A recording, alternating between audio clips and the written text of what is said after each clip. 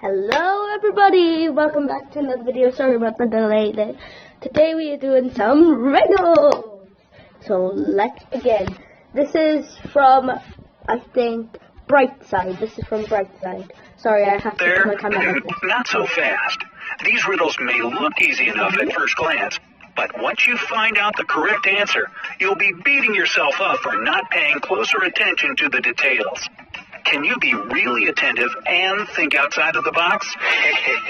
Let's find out. Okay. Riddle number 1, the secret password. Oh, let's see what it says.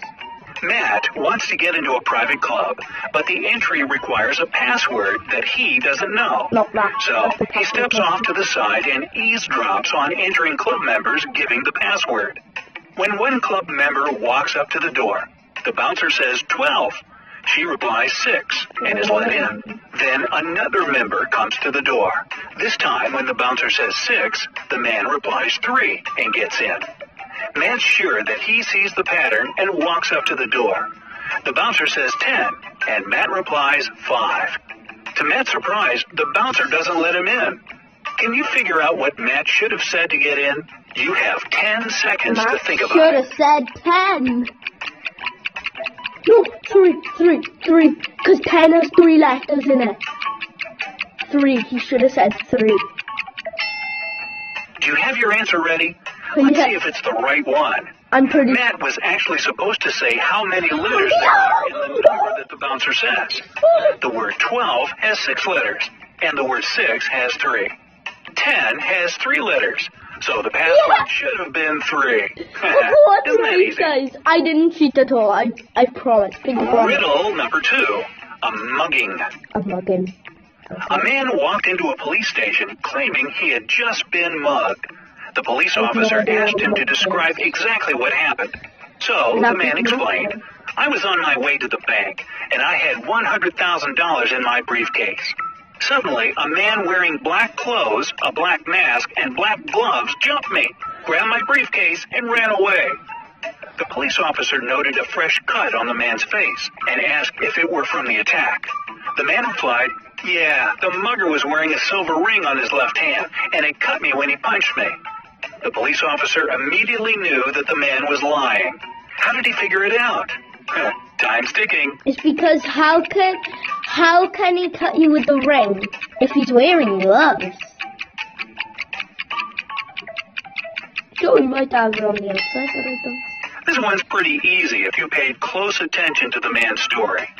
You probably remember that the so-called victim said that the attacker was wearing black gloves, right? So even if the ring had cut his face through the glove, how could the man know whether the mugger's ring was made out of gold or silver or any other material? Everyone should have got that one Liar, right. pants on fire. I'm surprised I got the first one right. Riddle number 3, Jack's dilemma. Jack has a lion, a lamb, and a bale of hay.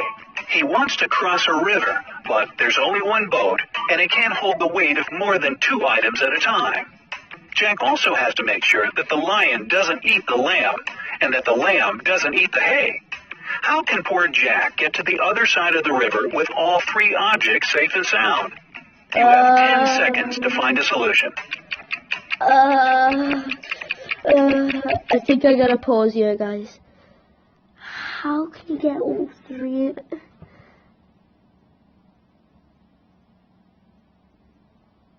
We can't. He put 1 in the water and take 2 put 2 in the water and take 1 with him, or put 2 on the boat and 1 in the water. Let's see.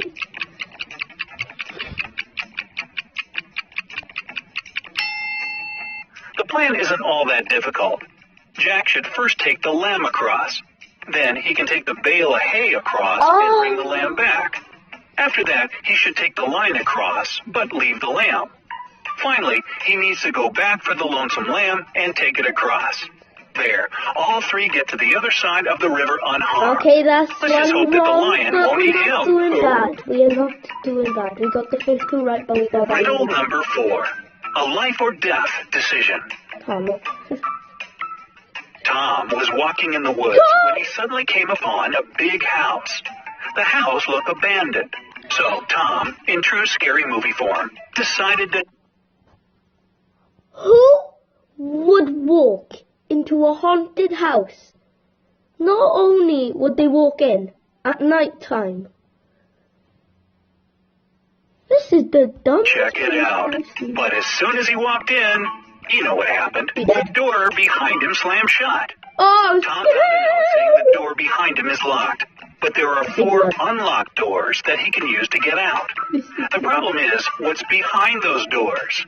If Tom opens the first door, he'll immediately fall into a tank full of hungry sharks. The room behind the second door is filled with lethal gas. Behind the third door awaits an unescapable well full of water. And if Tom chooses the fourth door, he'll face a chainsaw-wielding serial killer who murdered 100 people in 1918 alone. Dang, psycho. So, which door should Tom choose to survive? him, Your 10 because seconds starts now. number 4, because the killer's probably dead since 1918. He'll probably be like 100 years old by now. Yeah, he's dead. Number 4, he should be dead.